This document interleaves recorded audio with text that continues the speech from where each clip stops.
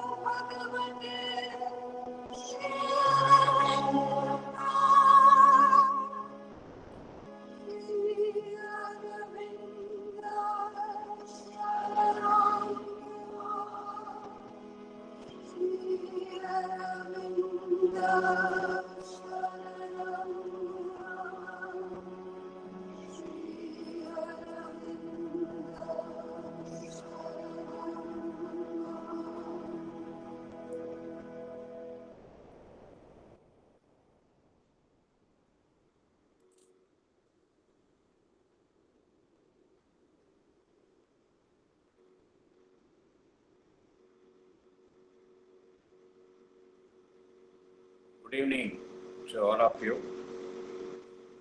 On behalf of Sri Aurobindo Society, Chennai branch,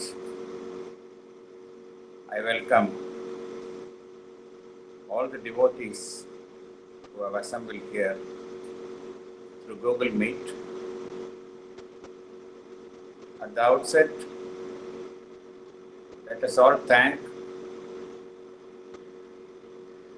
the Mother and Sri Aurobindo for their grace, which only made it possible for us to have this opportunity. This Saturday SATSANG, we are inviting speakers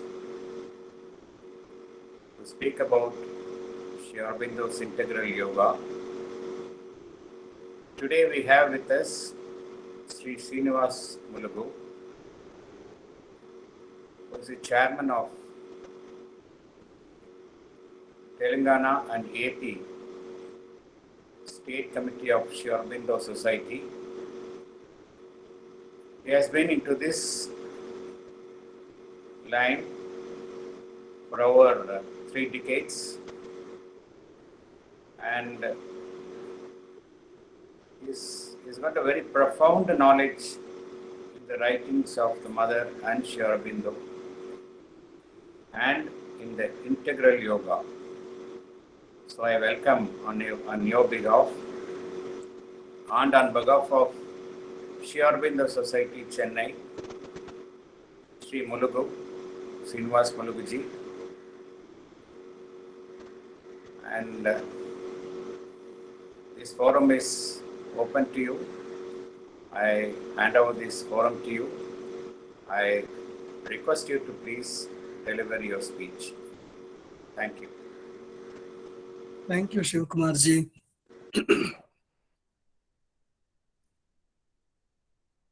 I think the session this evening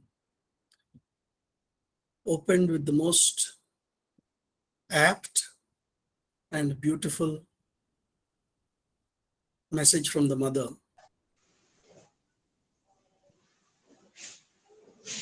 From the centenary year of Sri Aurobindo's birth in 1970. Sir, you are not audible, sir. Not audible? Is this, వినపట్లేదు sir అందరికి వినిపిస్తుందో లేదో తెలియదు. is this better? Is the audio better now? Now it's better. All right. Now it is better? Okay. Okay. No, we could hear you even otherwise. Okay. Okay. So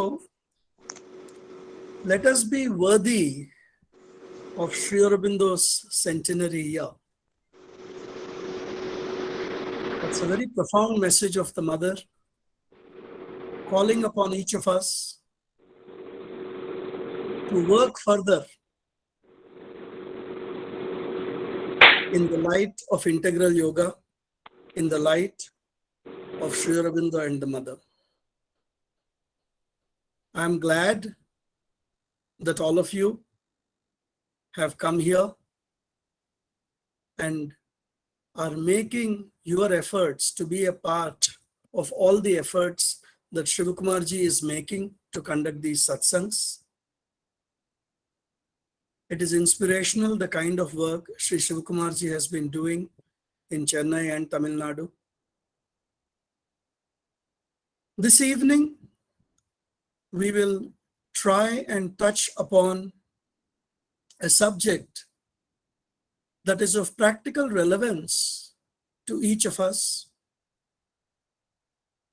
In a way, this evening's talk is not following any particular framework of any particular book or any particular guideline or a set of frameworks from Sri Aurobindo's or Mother's teachings. But I'm trying to bring together some of the themes that are relevant to each of us in our daily living. All of us, or at least most of us, as far as I'm aware on this call, are individuals who are trying to incorporate spirituality in their daily living while leading a family life.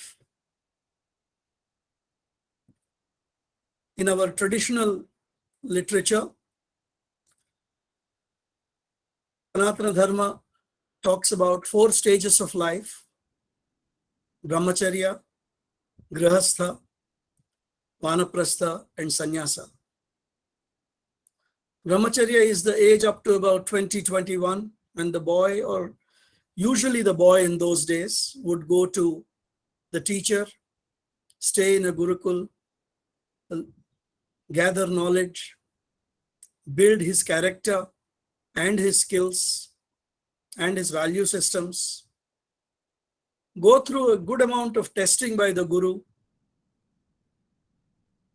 The guru would identify the swabhava of the student and try to build a swadharma, a path that would suit the temperament of the boy to build his life around.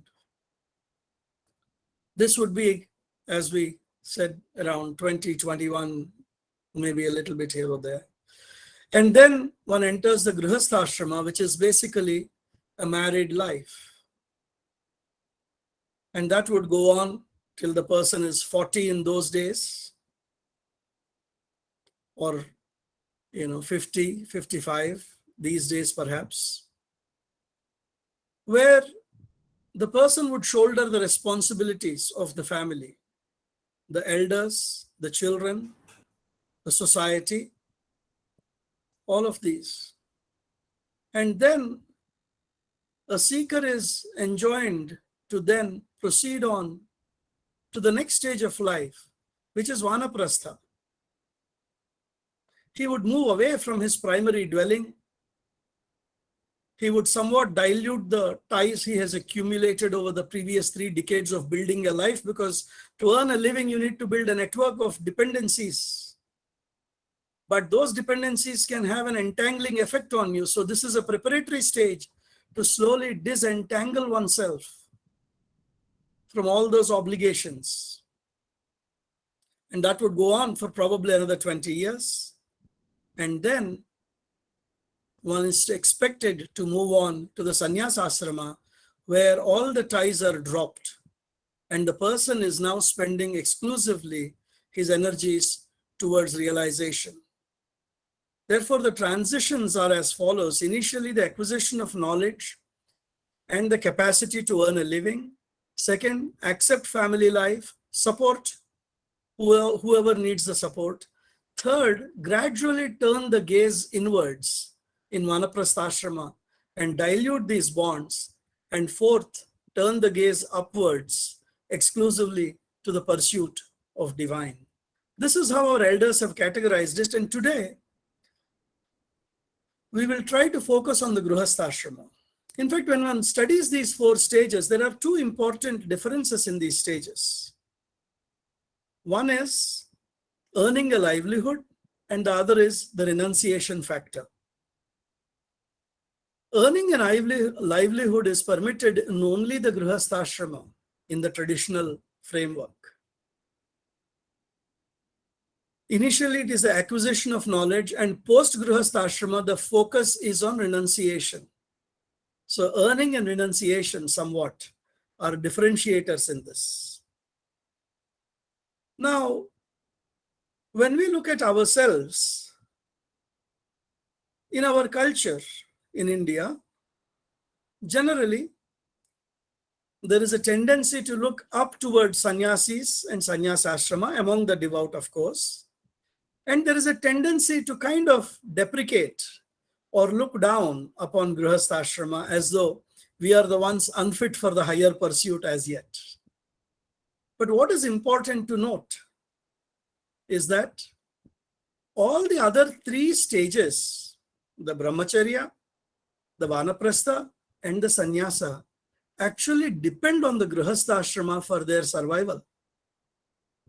So the builders of the social order of Sanatana Dharma had the wisdom to understand that the years when the person is most productive, he is supporting the entire society. He is the fulcrum around which all the other stages revolve. So it is nothing to be deprecated. It is nothing to be criticized. It is nothing to be looked down upon. It is actually the food and shelter requirements of the other stages are based upon the support of Grihastha ashrama. This is something very important to remember. Now, when we look at the Grihastha ashrama, there are multiple facets. We have the individual, himself or herself. We have the children. Then we have the family and the immediate home. And then we have the extended society. These broadly form 4 elements of our living today. First, we have to be healthy and capable to be able to do anything. Then, of course, the first half of our life is about having children and their upbringing. We need to maintain a home and an atmosphere in the home that is conducive for everyone. And then there are the larger interests of society that we need to support. Now, spiritual living, when we look at Grihastha ashrama, has to infuse into each of these 4 aspects of our life. It has to imbue.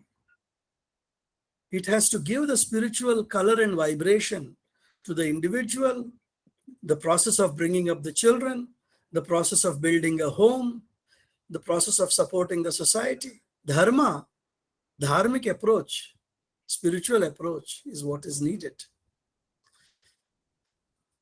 There is a small book by the mother on education. Many of us, when we come across this book, oh, I'm not an educator, so this book is for probably teachers or people who build schools. That is what the natural approach is when you say on education. But I would encourage all of you to try and pick up a copy of this book on education, and particularly if it's translated in Tamil, that would be even better. This book is not about the education of children or what is taught in the schools. This book is actually education of the individual, that is me, and it can be read at any age, and there's a lot of wealth we can derive from it. So as far as the individual in the Grihastha is concerned, I have picked up a few themes, not necessarily from that book on education, but also from it, but also based on my own observations in society, among friends, among relatives. And I'm trying to place before you a few things that we can think about. And it will allow us to kind of become aware, observe ourselves, introspect a little bit, and then perhaps progress. One of the things, if we have to develop any kind of a spiritual life, one of the basic things is to develop a culture of honesty. A culture of honesty that at the very least is the honesty of speech. Going deeper a little bit, honesty of thought. Going further, honesty of emotions. Now this becomes scary. Let us at least look at the first and the basic element, which is honesty of speech. We all know many people around us, even after the age of 40, 50, 60, at times in small matters, a certain spontaneous lie or a spontaneous distortion of the truth escapes one's lips. For example, we are supposed to reach somewhere by 4:30. We are unable to get there yet. The person calls and instantaneously, without thinking, oh, we are almost there, we are reaching in 5 minutes, when the truth is we all know probably we will not be there for another 20 minutes. Is it a big deal? Well, if our discipline is about a culture of honesty, it is a big deal. It is these small unconscious truth, the falsehoods or distortions of truth, that create a culture of falsehood in ourselves or open the doors to elements of falsehood. Another aspect is, for somebody who is introspecting for spiritual development, one has to immediately ask oneself, why do I say that? Is it embarrassment? Is it fear? In some other cases, is it egoism? I don't mean this specific example, but whenever these distortions escape from our lips, one has to examine closely as a spiritual seeker. What is it that is making me say that? Because often spirituality is about uncovering the layers of our inner personality. And this gives us a valuable opportunity when I have a behavior pattern that is not in line with truth. There is an opportunity for me to discover. Sometimes it is fear, sometimes it is hesitation, sometimes it is anger or concealment thereof. It could be many number of things. It could be hiding our own faults, or we are afraid of the consequences. But one thing is important to note for a spiritual seeker. When we pray to the mother, when we pray for her light, Sri Aurobindo categorically says that the force that comes down cannot and will not subject itself to the force of falsehood, because if it does so, it would defeat its own purpose. I'm paraphrasing it, but that is the essence of what Sri Aurobindo says in the small book, The Mother.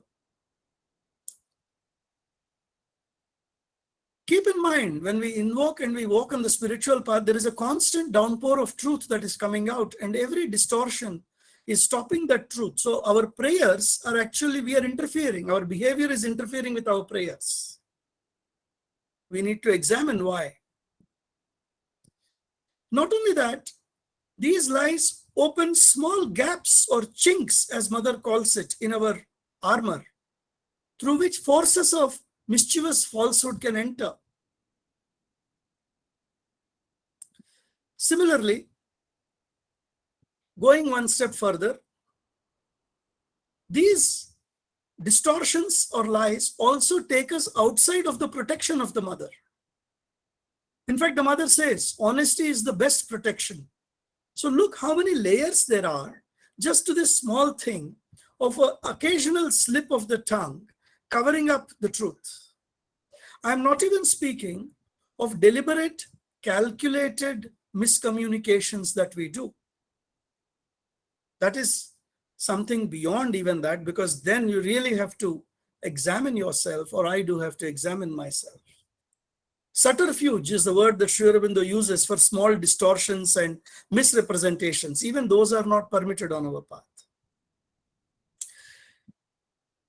This is something we can bear in mind, that the culture of honesty is very important in spiritual path. And it has an occult significance of distorting the force of the mother that we invoke to help us and protect us, take care of our health, take care of our children, take care of everything. Or any other higher invocation we do, we are distorting. Another aspect is, one can actually speak for almost an hour just on this subject. Please understand, and probably this is not as much for you as for the younger children and the adolescents and so on. The force of truth propels us towards our destiny. When a hardship arises and we take help of falsehood, then by not overcoming that hardship and not developing the strength to overcome that hardship, we actually move away from the path of our destiny. Our destiny was to overcome the difficulty through truth and become stronger. But by taking recourse to falsehood or avoiding the truth, we kind of become weaker to that extent. And that is an important subject. Another point which caught my attention over the years is the subject of the need for a culture of beauty in our lives as a part of our sadhana, and how much little attention it is getting in many of our day-to-day lives and homes. The mother says, on the physical plane, it is in beauty that the divine expresses himself. On the physical plane, it is in beauty that the divine expresses himself. The path of a spiritual seeker is the path of manifesting divine in him or her and around him. It is very different than compared to a journey of perhaps worshipping a particular guru or a god and then forgetting about them for the rest of the day. Our journey is to continuously feel the presence of the divine in and around us. If that were so, and if the physical beauty is how the divine is expressing itself, keeping our house cluttered, keeping our cloth almirahs stuffed, keeping stacks and stacks of yellowing old newspapers, keeping unnecessary material that has accumulated over 25 years. These are all distortions that are interfering with the manifestation of the divine in our very house. We have to pay attention to it. In our tradition, we know in some regions in the country around Deepavali, we all clean our homes to invite Lakshmi ji, because all this garbage is representative of Alakshmi. It brings forces of poverty, invites forces of disharmony, into our lives. This is something we need to pay attention to. And the beauty should extend from outer to the inner. The mother says, let beauty be your constant ideal. The beauty of the soul, the beauty of sentiments, the beauty of thoughts, the beauty of action, the beauty in the work, so that nothing comes out of your hands which is not an expression of pure and harmonious beauty. See how much emphasis mother has given to beauty, outer and inner. Another aspect that I would like to draw your attention to, another statement, truth is beauty and beauty is truth at the level of the overmind. We just spoke of truth and we came to beauty, and this is what ties them together. As the divine is manifesting in us and around us, truth is beauty and beauty is truth. Here, we have to not only make our houses beautiful, we have to cultivate families, interrelationships of beauty. We have to cultivate habit of beauty in children, initially, even though it may not be very happy for them. Incentivize them, whatever else one has to do, so that eventually they grow up with vibrations that are much better in terms of beauty, so that spontaneously anything that is not beautiful pulls their soul away. Now imagine if we are able to give that to a child, we have changed the soul's journey itself. So this is an opportunity for us to remember that aesthetics is an element of higher consciousness. It is not for propaganda, it is not for showing, it is not for other things, but it is for our own spiritual development. Another area which is of significant importance both for us at all ages and for young children and youth is the willpower.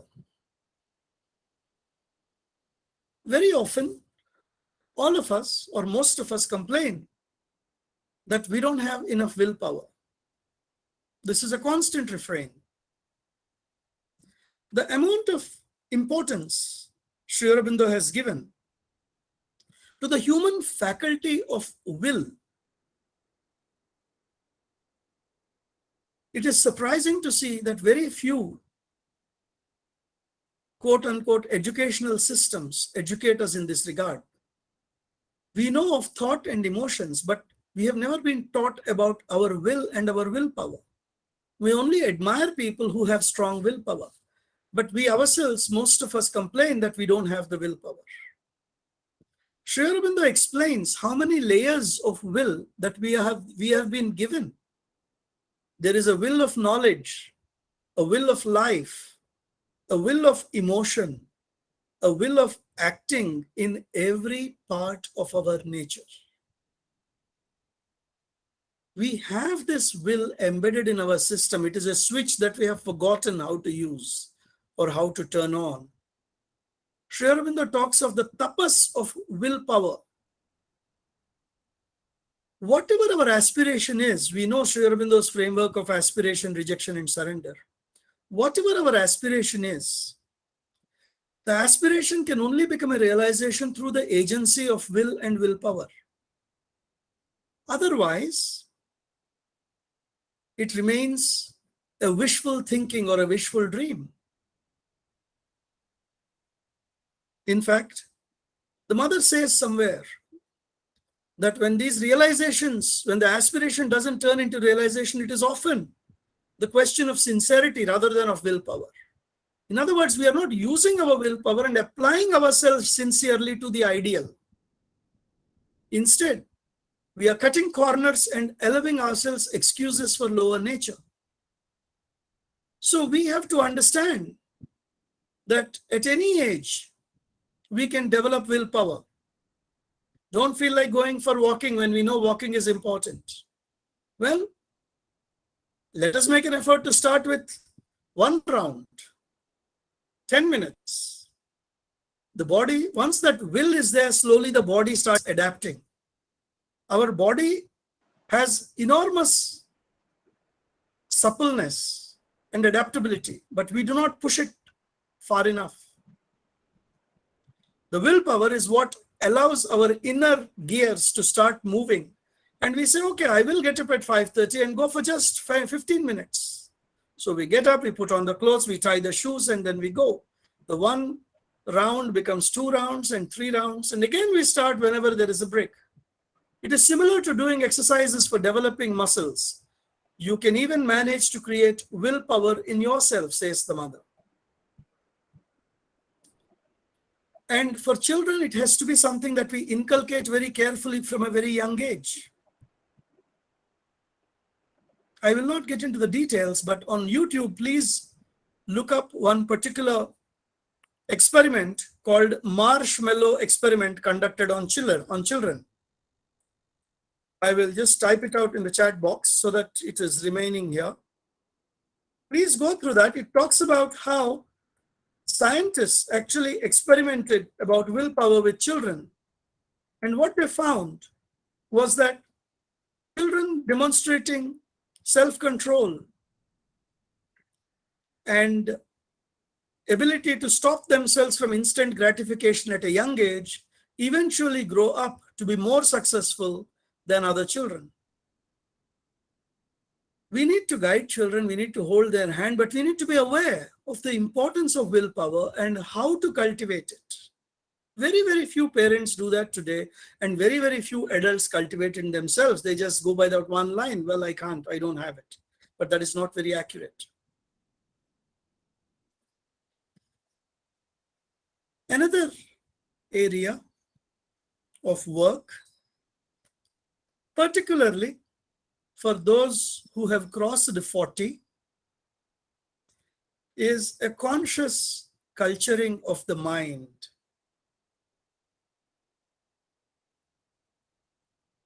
Swami Vivekananda has said that the difference between a successful person and an average person is the degree of concentration. Our capacity to, first of all, understand the mind. I might venture here to say, when one becomes a little conscious of the functioning of the mind,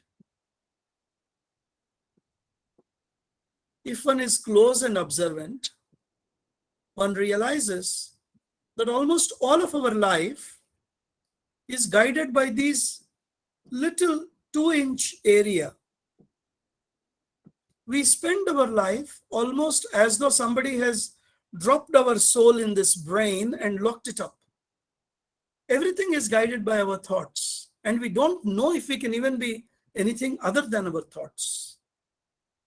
That is okay for people who are outside, but for spiritual seekers, it is important to realize that you are not your thought, and your thought is not you. I think, therefore I am, cogito ergo sum, that Descartes talked about, is only a partial truth. And Vedanta actually turns it on its head, and it says, I am, therefore I think. My awareness and consciousness is bigger, and thought is only one manifestation of that faculty. And I am the one who is behind the thought. If one studies the Upanishads, the I am, the self, is defined or described as the eye behind the eye, the ear behind the ear, the mind behind the mind. What is it? It is the awareness, self-awareness. As we meditate, as we develop the faculty of meditation, where if one is over 40 and one is serious about spiritual life, one should constantly work on developing the capacity to meditate at least for 30 minutes uninterruptedly. If one is serious about spiritual life and realizing something concrete in this life. One does not need to venture into the debates of, is meditation for everybody or is it not? That has a time and space, but today is not the time and space for it. But I can only assure you that the capacity to meditate for 30 minutes enormously changes the texture of one's life and improves one's pace of spiritual evolution and development. And those 30 minutes can be sometimes with mother's music and sometimes without any music and in complete silence. It allows us to become our awareness. Then gradually the thought falls silent. Then one becomes aware that thoughts are a part of us and we are not a part of the thought. So kindly pay attention to the culture of the mind and develop the capacity for silence. It is possible to also work on expansion of the mind. It is possible to elevate one's consciousness and look down upon one's being from a higher state of consciousness. All of these become possible, first of all, if we develop the capacity to remain silent and static for at least 30 minutes. I find many people neglecting this basic practice. If one is serious about realizations in this life, meditation has a very important role to play in integral yoga, and there is no two ways about it. Kindly take this as a serious recommendation and make an effort. And how to meditate, what are the different ways? There is an entire subject, and there are many speakers who have come, and I'm sure they are very accessible to you, and you can even take some meditation classes and so on and so forth. That should not be a problem. Another aspect, coming to our own self-observation and our capacity of bringing spirituality into our life, is to pay attention to something that we are all aware, but often it creeps into our being without our realization. A culture that separates the needs and the wants. You're all members of a spiritual community. A need is something that is necessary to make our life comfortable. A want is something that we desire, that is not necessarily mandatorily a requirement for us. In integral yoga, we don't talk about rejection of the world. So the mother permits us to use AC in summer. We are blessed. She allows us to wear wonderful clothes, and she says, in the physicality is the divinity, so we are able to enjoy that also. But many people of Grihastha wanting spiritual life, multiply their wants almost without end. And yet they complain that they don't have time for spiritual living. They don't have time to read books. They don't have time to spend quality time with their family or with their teachers. How much is enough? This is a question that a spiritual seeker has to ask if one is in an earning mode. I had a friend of mine whose son wanted his father to buy a BMW. Now, these are well-to-do people. And this boy noticed that his other friends' fathers were bringing BMWs and Mercedes, and his father was still driving a good car, but not necessarily a BMW. So my friend, he spent time with the child and mentioned something to him. You see, my child, I have put my career on a second gear so that I can spend more time with you instead of running behind money. If you want me to buy you a Mercedes car or a BMW, I can do so, but we spend about every day 3-4 hours together. I will have to cut that down to maybe an hour. And I will spend more time working. This is the cost at which you get a BMW. Suddenly, the perspective of the child, it's changed. And this is an education process that helps the child also evolve. I was very moved when I heard this from my friend. Similarly, other examples where children only see objects, but they do not see what the hard work is that goes behind them. So on one side, curtailing our own wants and not getting into comparisons. Ishavasya Upanishad, in the very first stanza, cautions us about it. Ishavasyam idam sarvam yatkincha jagatyan jagat tena tyaktena bhunjita magrudas kasya siddhanam. Enjoy what is given to you without casting an eye on what does not belong to you. The very first shloka, because human nature, it appears, hasn't really changed much in all these thousands of years. Those times we admired the neighbor's horses and cattle. Today we admire the neighbor's house and car, but nothing much has effectively changed. So this culture of need and want is something we have to pay attention to. I'm just bringing out a few things that seem to be relevant based on my own personal experiences and observations. So just like in the case of Patanjali Yoga Sutras, we are mixing a little bit of what the to-dos are and what the do-nots are. So you will excuse some of my examples, right? We talked about the need for truth, the need for beauty. We talked about the need for will. And here we talked about the need for mental capacities and concentration and willpower. And then we are talking about self-control a little bit. Wanting to curtail yourself. And nothing is free. If one wants spiritual life, one has to give up something else. One cannot have ultra high horsepower material life and social gatherings and also ultra high spiritual life. At this stage in our being, these two are at the expense of one another. We also then need to cultivate a culture of spiritual living itself. And 30s and 40s is the ideal time for cultivating this. What one does not build into one's being at the younger age does not manifest itself after retirement one fine day. It simply does not happen. Many people think Upanishads and Bhagavad Gita are retirement projects. You will be surprised to know that Sri Aurobindo instructed children of 20 years at National College in Calcutta to read Yoga, Upanishads and Gita, because these are manuals that help us find direction in life, and they have to be read in the beginning of life, not at the end of the life. We use Google Maps today, but we don't use it after we reach the destination. We use it to reach the destination. Similarly, the treatises of Sanatana Dharma were recommended by Sri Aurobindo for youngsters. We have to create time in the midst of 30s and 40s. This business of I am too busy, I don't have time is actually a self-hallucination. We have time for everything that matters to us. We just knock off the table those things that are relatively of lower priority.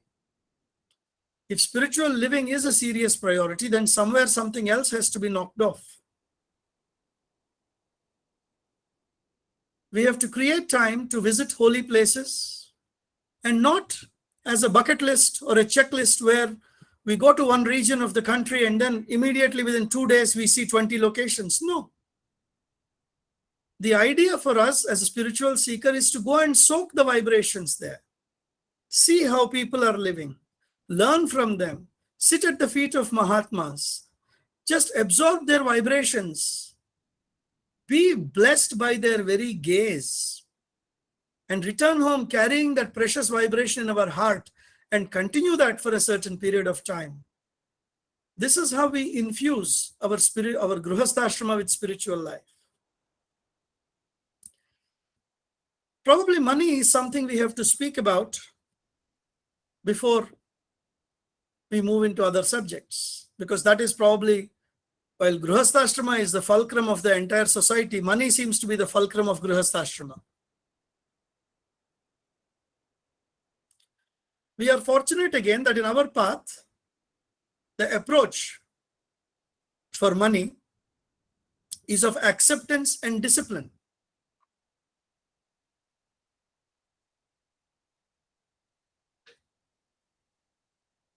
Chapter 4 of the small book, The Mother, is about money. Some devotees that I know, for a certain period of time, noticed a certain set of difficulties in their inner being when it comes to money. Please understand, inner being, not outer. Inner being. And to clean that from themselves, they read the chapter money many times. It helps us develop the right attitude towards money, how not to be too attached to money, how to be able to spend, the importance of spending. All of this is mentioned in chapter 4.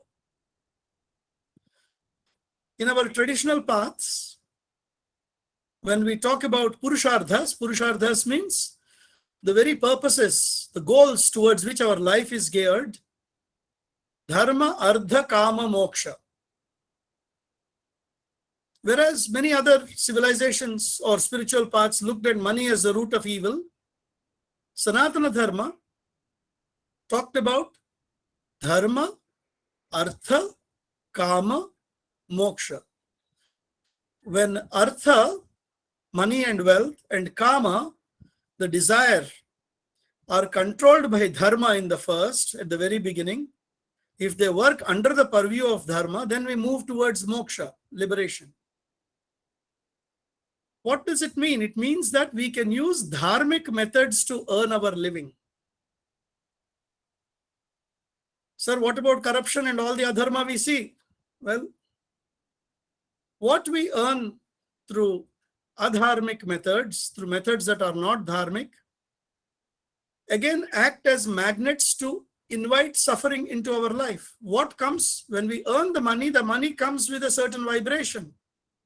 If the vibration is of suffering from the person who has come to us and we kind of extort from him, that vibration of suffering starts coming into my life along with that money. So money is not just a note of paper or a coin, but actually it is a carrier of vibrations. If that money comes in exchange for the honest effort I have put in, it is cleansed of those vibrations. If that money is the money of extortion, illegality, or oppression, then naturally those vibrations enter our life, and everyone who touches that money, me, my wife, my children, my parents, everyone who touches that money, those vibrations will affect them. So when I earn through adharma, I should be prepared in some way to make a trade-off of suffering. It is a negative way of looking at money, but it is also important to emphasize the positive way of dharmic earning. Aside from earning, money has an important aspect. Another aspect is giving, not spending. Spending anyway, all of us do. We have to ask ourselves, how has my standard of living improved in the last 35, 40 years? When I started my life, what was the size of the house I was living in? What was the vehicle I had in my house? What was the economic status of me and my family? And today, after 40 years, what is the economic status of me and my family? How much has it changed? When we examine that, then we examine how much has my giving changed. How much would I give for dharmic causes, whether it is temples, ashrams, whatever purposes? And how much was I giving then and how much was I giving now? For most of us, our economic status and earning have gone manifold up, but our giving has not even changed much incrementally. Somewhere we have to make a habit of big giving. In some traditions, they have made it the 10% of what you earn, you give. And there are sects where such a giving is possible. And they do that. And those sects have grown in the last 30, 40 years in the world. In our case, the giving has been much lesser, in many cases at least. I'm not saying it is 100%, but I'm talking of the general. We have to understand that our giving is what protects Sanatana Dharma. And that giving is very important. While giving, one does not have to get into the hair-splitting argument whether every rupee is being used correctly or not, and therefore I will not give. That is a lame excuse. Once we give, our equation with the divine is settled. What happens to the money is between the divine and the person involved there. That is a happy attitude to keep in mind. I will not dwell much, but it is important to give because it is through the giving to dharmic causes by grihasthas that the society can benefit and grow. So these are the attitudes associated with the individual in Grihastha. I will spend a few minutes on other aspects, which is children, family, and society, and try to see if we can touch upon some of the basic themes there. Khalil Gibran, in his poem Prophet, says, "Your children are not your children. They are the sons and daughters of life's longing for itself. They come through you, but not from you. And though they are with you, yet they belong not to you. You may give them your love, but not your thoughts, for they have their own thoughts. You may house their bodies, but not their souls." It is a very moving piece of Khalil Gibran when it's on children. It is perhaps necessary for us to remind ourselves as spiritual people that there are certain karmic equations, and that is why the children come into our life.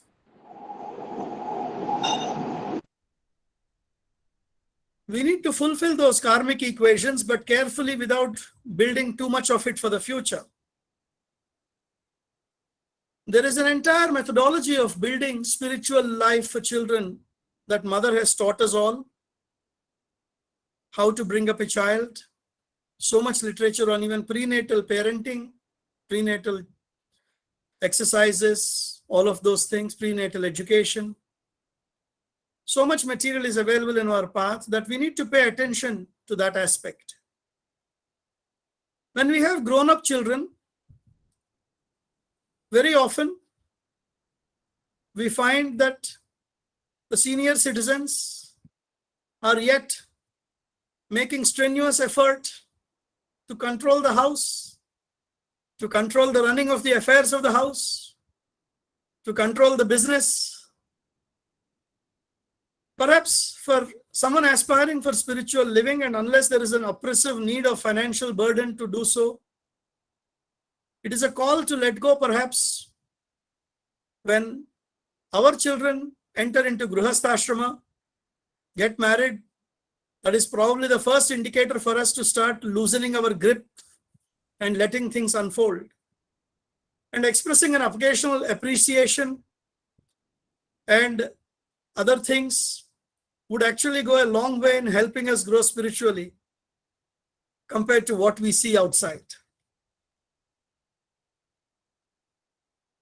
When we build our homes, when we create vibrations as spiritual people, our endeavor has to be built in an aura of harmony and beauty, built in an aura of rhythm, of joy, of lightness, of a certain spiritual orientation where during a certain time, some voice of MS Subbulakshmi is reverberating in the house at some point, bringing the beautiful, joyful renditions.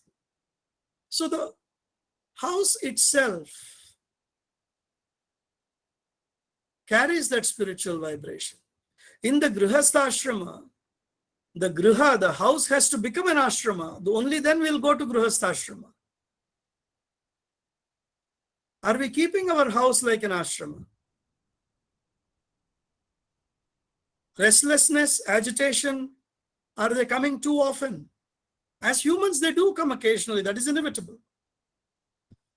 Tensions, are they taking place? Is there too much stiffness? Or is there more harmony, more fluidity, more joy, more rhythm? As spiritual people, we have to create our own atmosphere. That is what Mother says. So as we become harmonious inside and we endeavor towards harmony, the house also will have those vibrations. Can we conduct spiritual get-togethers if the household is supportive once in a while? Can our friends be of spiritual temperament? Can we take our children and go and stay and show them how spiritual seekers are living in ashrams in, for example, Tiruvannamalai or in Rishikesh? Show them that there are alternative lives possible and bring those vibrations and infuse our house with it. Our own soul and the souls of those around us, they grow in the direction of the atmosphere in the house. That atmosphere is the most important, because what we try to teach doesn't necessarily translate, but the atmosphere we create, that seeps into the being, it seeps into the soul. We need to be cognizant of it.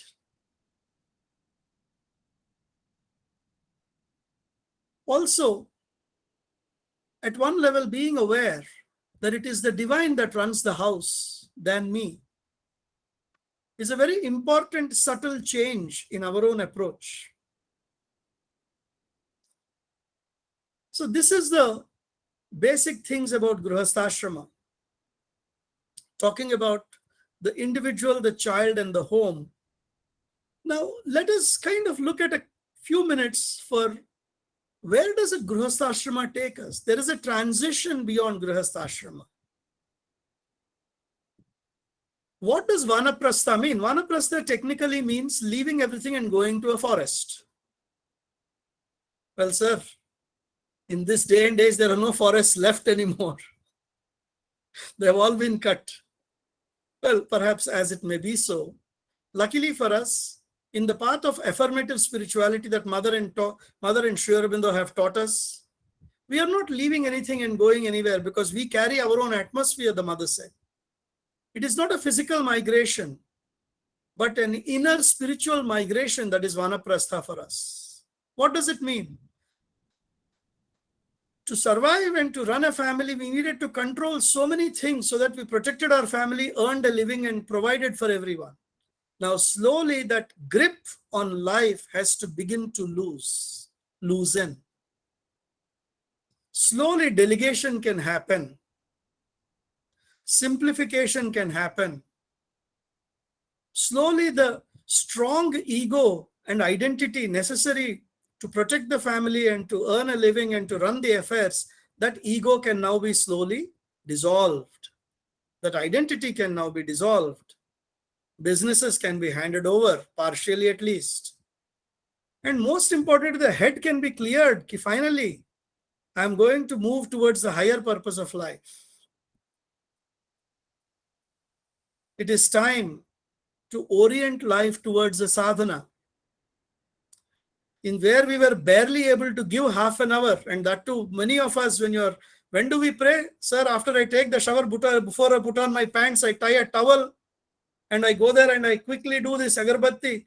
5 minutes, I mutter everything I can and I run away to my office. From that stage, can we now come to a stage where 1 hour, 2 hours, an hour in the morning, an hour in the evening, then a reading, a little bit of meditation. So many methods are available depending on what suits you. Pranayama, dhyana, japa, swadhyaya, satsanga, writing, and so many online programs now. Can we pursue any of them? Can we create a calendar? The idea also is to slowly go and spend time in other places so that the rest of the people around us have a free hand to run their household, so that we move into a Vanaprastha while they solidify their Grihasthashrama. Or am I going to control where I am keeping the the keys to the cupboard and making sure the daughter-in-law doesn't get all the jewelry to wear at the weddings and she's careless about them, or the son is going to take on all of my business? Well, my friends, we have to figure out how long we'll keep one foot in the world and one foot in the spiritual boat. Somewhere the transition has to happen. In fact, I tell people, many people are afraid of death and what will happen to me after you die. Well, I'll tell you, nothing will happen. Sit for meditation for 20 minutes. Write down all the thoughts that we have. After we leave, also we'll be running around the same subjects. Very simple, for a long period of time. I'm not scaring people. I'm just telling you the reality. These are the vibrations that are so deep inside of you that they keep coming out during meditation. Well, the same vibrations will hold on to us. Doesn't matter how many pujas the sun performs, how many other things people do. Our attachment can only be loosened by us. No puja can loosen these attachments. And that too by somebody else. So, this is a good time. One of the people that I know, a very father-like figure for me, he says, he's been saying for 15 years, I am preparing for my next life. Very clear. Vanaprastha and sannyasa. He is 80 plus and he says, I am preparing for my next life. I am not going to involve myself. He stays by himself even though he has sons and daughters. No, I am minding my own business. Doesn't interfere with anybody. There is a beautiful small line from Ashtavakra Gita. Muktabhimani muktosi baddho baddhapi manyapi. The one who considers himself free is already free. The one who is considering himself as bonded today is the one who is bonded. We are bound by all of the things that we are holding on to. The day we say, I am free, we are free, and this is not a trivial matter. Many people have the background thought that, oh, liberation, maybe not this time, maybe next life. My dear friends, we are on a path where liberation this life means liberation this life is possible. The mother and the master are there with us to help us. We just have to keep on tinkering and let her energy flow and make sure we remove the blocks of ego and desire and all of these things. She will clean us up. She will polish us nicely. She will give us the necessary removal of bondages. But we have to allow her to do that through our actions, not just our words. Kathopanishad says, Angushtamatra Purusho Antaratma Sada Jananam Hrudaye Samnivishtaha. A small flame, that is the divine Purusha. And it is there inside our heart, very much.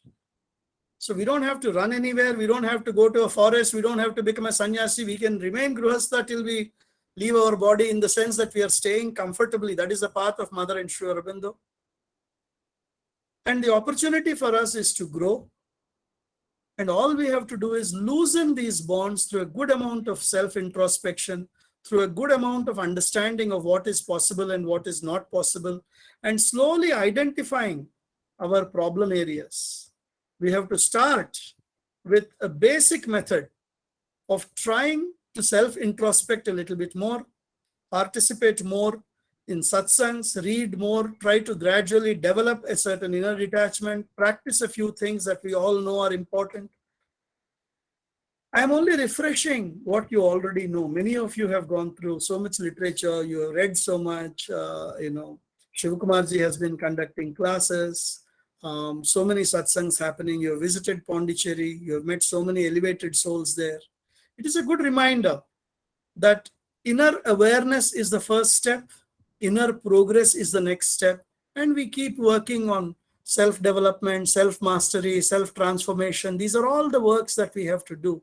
And let us all come together and pray to the Mother that we can do this and grow. So that is what I wanted to share with all of you today. Shivakumarji, over to you. Thank you, Srinivas Ji. Such a wonderful talk you have given, especially for people, most of the people like us, who are very much in the thick of our family life. You have started with the reassurance that this family life for Grihastha is not to be looked down upon, because everything else depends upon Grihastha. All the other ashramas are depending on the Grihastha, so it's not something to be looked down upon. And we should cultivate, as a Grihastha, we should cultivate honesty of speech, thought, and our feelings, and in our actions. Because what happens is, when we tell a lie, it creates a chink in our armor, as the Mother says, and it distances ourselves from the Mother's force. It distorts the Mother's force. And one should cultivate, as Grihasthas, one should cultivate the culture of beauty, because the Divine expresses Himself through beauty in the physical plane. There is something very important you have impressed. Secondly, the beauty is both inner and outer. It's not something physical. It's both inner and outer. And truth is beauty and beauty is truth. The aesthetics is a sign of higher consciousness, which is something which we always feel as children of the mother. Whenever we visit things or places related to the mother, we find things are so neatly kept and it is in a perfect order is maintained. And next comes a willpower. The aspiration can become a realization only through willpower. So without willpower, our aspirations can't be realized. So we have to develop the culture of willpower. And of course, next comes a cultivation of mind. Along with that, the capacity to concentrate. Mother says, it's a capacity to concentrate, which only differentiates the most successful people from the rest. And as a Grahastha, one should be very careful about our wants and needs. We should know how to distinguish between them. And we are handling money day in and day out. So one should be careful by what means we earn our money, not by ways of, only by dharmic ways we should earn our money. And we should be conscious as to whatever we earn, we should know, we should learn to give money to the society. And as Grahasthas, what should be our focus is that we should keep our house like ashramas, because our souls can grow. This is what you told. Our souls can grow in the direction of the atmosphere in the house. It's a very important statement you have made, such a powerful statement. That is, our souls can grow only in the direction of the atmosphere in the house. It is a very, very, very, it's a very important and powerful statement you have made, because it is a divine that runs our house. If you are very conscious of the fact that it is a divine that runs our house, naturally our souls can progress in that atmosphere. And this Vanaprastha means, it's a misunderstood term that it's not a outer migration, it's an inner migration. We have to loosen ourselves, our grip on the whatever we are holding on to it. We have to loosening our grip. So, living very much as a Grahastha, we can migrate to the attitude of Vanaprastha. So, one who feels he is free, he is already free. It's a very important statement you have made. One who feels he is free, he is already free. Very important, very inspiring statements you have made during the last 1 hour. And on behalf of Aurobindo Society, Chennai, and on behalf of all the people who have assembled here, I sincerely thank you for your wonderful speech. And I hope, like me, all the people who are here must have been highly impressed and inspired by your speech. And my request to you is that please participate in our satsang more and more and share your valuable thoughts with us. And thank you very much, Srinivas. Surely. Thank you for inviting me, Shivakumarji, and I'm also seeing the chat box. Some of you have made very kind comments. Thank you. I'm happy to be with all of you. And Shivakumarji has been a partner in my journey with Sri Aurobindo Society, and we have collaborated and worked together in many areas. If there are any questions or comments, yeah, please. That's what I was about to ask. Any questions are there? Please. It's an opportunity to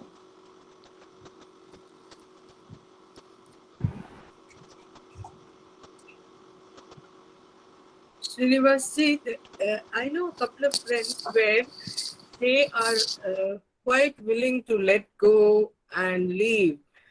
But, the children want them, even though they are 25, 30, they want their parents. So what do they do in such a situation? It's not they who are holding business or holding family, but they are held. It is a gradual loosening one can try and pursue. In fact, Rishaji, even in my own circle, I have a similar situation where the elders moved to a different city, and sure enough, the younger ones followed. The younger ones, in the sense, the middle-aged ones also followed, because that was the attachment. So there are three comments I want to make on this. One,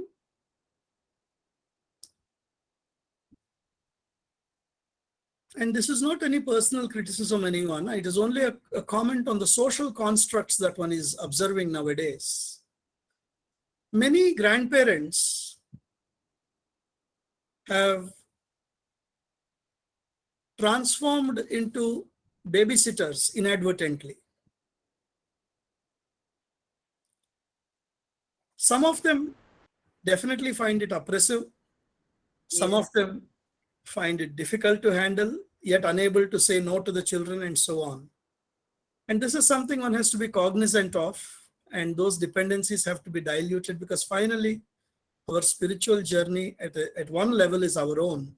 And if the price of grihastha of nurturing, growing, stabilizing, all of that has been taken care of, now the time for taking care of the soul also is important. So that is to be kept in mind. The second aspect is a gradual evolution into that process. So perhaps moving away for a couple of weeks at a time, or moving away for a month or two at a time, and gradually letting the wings grow of the next generation, so that they realize that this also is important, and then creating one's own calendar even while one is there in the house, and putting a little bit of a line saying that these timings I will not be available. It is a mutual growth of sorts, and that also will help the younger generation realize the importance and necessity, when their time comes, to gracefully shift the gaze from the material and the immediate family to the spiritual and the higher. Some of my very close people have said that my comments on the grandparents part helped them realize it before they fell into the trap. So at least a few have benefited from it, because they clarified to their children that with all the love that they have for the children and the grandchildren, they cannot abide by the social norms of becoming babysitters, and that helped them devote more time to mother's work and to their own spiritual development. Thank you. That's a very sensible thing to do.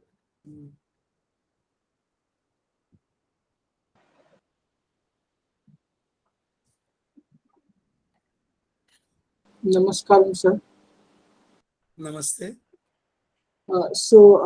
I'm basically located in Odisha, and my question is regarding, as we're talking about family. I'm 22 right now, and by definition, I'm not a family man. But since a couple of years, I'm living in social isolation. So circumstances kind of promulgated me to being in the social isolation, and during my graduation years, I was introduced to Aurobindo and mother, and regarding the family thing, that my family is a typical Orthodox Muslim family, so there is a kind of rift between their ideology and my orientation to Sri Aurobindo and my mother. So which finally led to this social isolation. And same goes with my friends, because the thing is, their satsang. That's why I was looking for a companionships, what called as SATSANG Dt, to like-minded people who understand things like what is the importance of knowing thyself and existential crisis and other stuff which are more important than the mundane nitty-gritty of the life. So my question is, let's say if somebody does not get any companionship, satsang Dt, for a prolonged period of time, so what would be your prescription to them?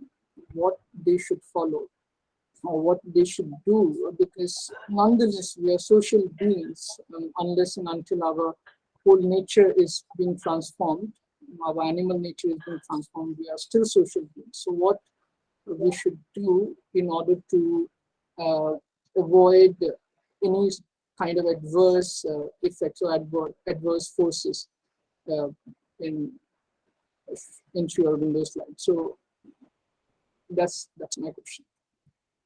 I have heard you carefully, and I think I have caught most of it. I will take about 5-7 minutes and share multiple things with you. During the mother's and Sri Aurobindo's physical presence in Pondicherry, there were Muslim sadhaks as well. One of the more well-known of those sadhaks was given the name Dara, I think by Sri Aurobindo. I could be wrong, but I think it was Sri Aurobindo who gave him that name. And he followed integral yoga. He was there with the mother and everything, and the sadhana went on. And from a historical point of view, he is very much a part of the recorded ashram history. So the path you are treading has been tread by others before you. In my own experience, one of the youngsters that attended my seminar in Delhi and later another one that I conducted in Pondicherry happened to be a Sunni girl, and she herself has over the years, now probably over a decade, has been in close touch with the mother and found her own path of harmonizing the religion and the spiritual teaching. Because there are enough similarities, commonalities, and yet there are enough differences. So one can judiciously pick the path and apply the teachings in a way that helps one grow. From the point of view of the traditional teaching, if one looks at it, there are two elements at play here. One of the things I did not talk about today for the paucity of time when it came to family and the individual is the aspect of karma. When we are born in a family, when we have a certain set of ties that bind us to a family, it is not an accidental incidence that has happened in this life. It is said that we are group souls with dependencies and equations that have to be fulfilled to a certain extent at least. And that is how we are born together as a family. This is one aspect. The second aspect is the evolution of the soul and the readiness of the soul to grow beyond the immediate confines of the rest of the people and the family. So both are playing, the two forces are, two aspects are playing and intertwined. So we have to recognize that there are certain equations to be fulfilled, and that is why we are a part of the family. And we should endeavor to fulfill them to the best of our capacities,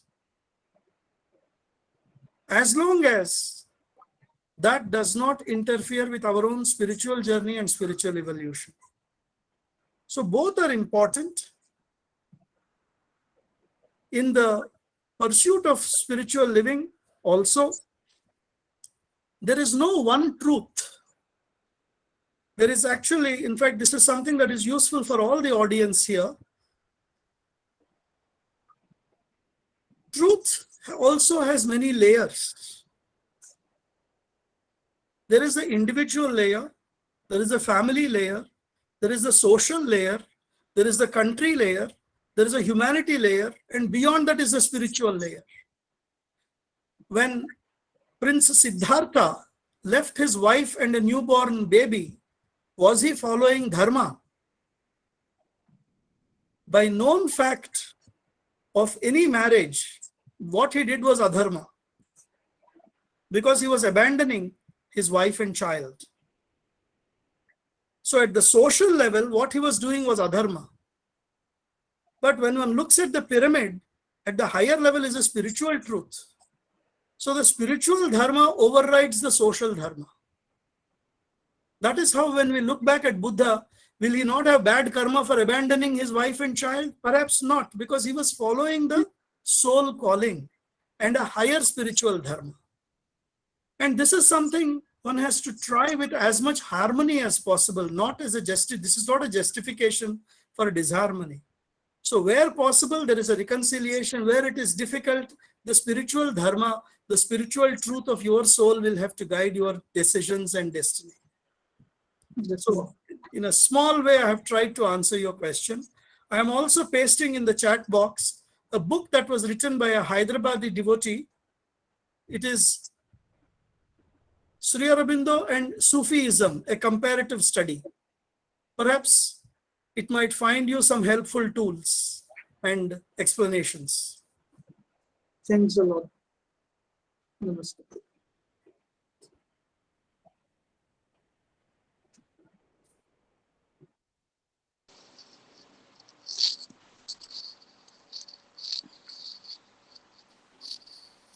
Anybody else?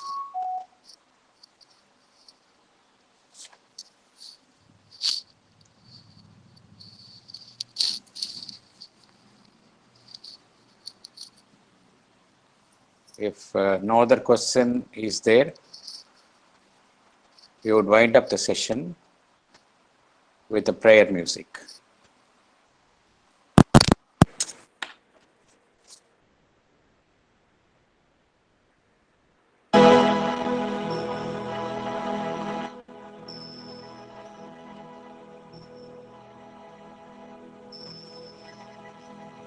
Let us all strive to be worthy of Aurobindo centenary.